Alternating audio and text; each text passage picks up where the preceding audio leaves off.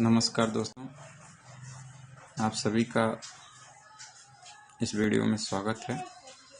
दोस्तों, आज हमारे पास एक ईयरबड्स आया है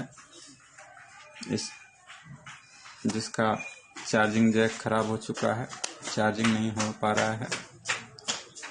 इसको हम लोग चेंज करने वाले हैं। तो आइए हम वीडियो को शुरू करते हैं।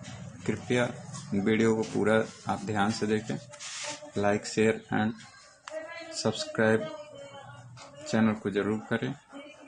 तो दोस्तों देखिए, इस प्रकार से हम इसको निकाल लेंगे। ये इसमें डिस्प्ले लगा हुआ था जिसको हमने अलग कर लिया है, और ये देखिए बैटरी वायर भी टूटा हुआ है और ये जैक इधर है।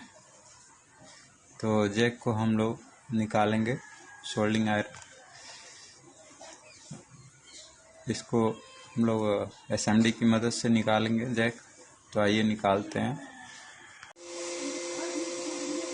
तो दोस्तों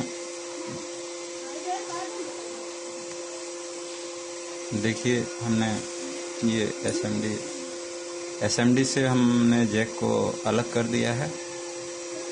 अब इस जैक को हम लोग दूसरी जैक निकालेंगे और यहाँ पे सेट कर देंगे।